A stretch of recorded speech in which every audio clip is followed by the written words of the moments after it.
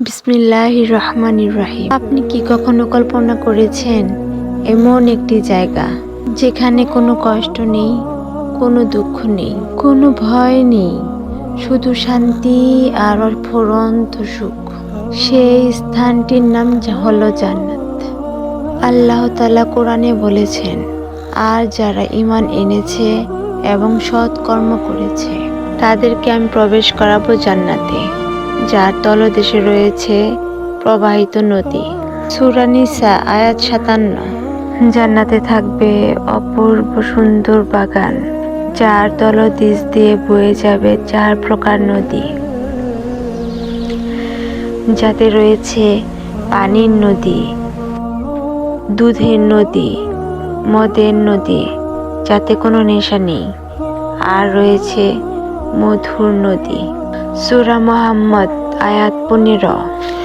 ভাবুন একবার, দুধ কখনো টক হয় না, মধু কখনো শেষ হয় না, আর পানির স্বাদ কখনোই বদলায় না। জান্নাতবাসীদের জন্য থাকবে সোনা ও মুক্তার প্রাসাদ। তাদের পোশাক থাকবে রেশমের এবং অলংকার হবে স্বর্ণ ও রূপার।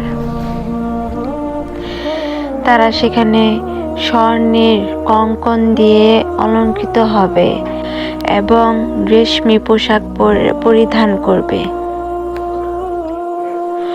সূরা হাজ আয়াত ২৩। জান্নাতে ফলমূল হবে এমন, যখন যে ফলের কথা মনে হবে সেই ফল তখনই সামনে এসে হাজির হবে। জান্নাতে ফলমূল হবে এমনই, যখন যে ফলের কথা মনে হবে তখনই সেটা সামনে হাজির হবে। সেখানে তাদের জন্য থাকবে পছন্দনীয় ফলমূল ও তারা যখন যা চাইবে। সূরা ওয়াকিয়া আয়াত ২০ থেকে ২১। আর জান্নাতের সবচেয়ে বড় নিয়ামত কি জানেন? সেটা হলো আল্লাহর দিদার।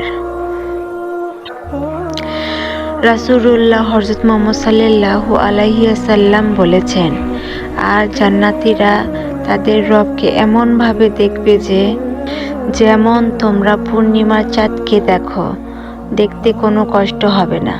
সহিহ বুখারী ও সহিহ মুসলিম। জান্নাতে থাকবে না কোনো হিংসা, থাকবে না কোনো দুঃখের স্মৃতি।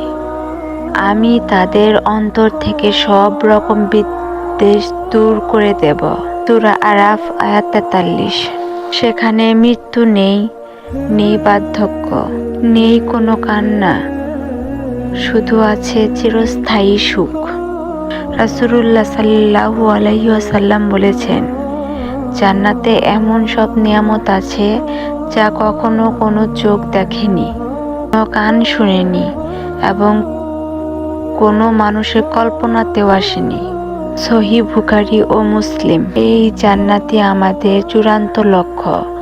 এই জান্নাতের জন্যই আমাদের সব ইবাদত। এই জান্নাতের জন্যই আমাদের ধৈর্য। আল্লাহ তাআলা যেন আমাদের সবাইকে জান্নাতুল ফেরদাউস নসিব করুক। আমিন।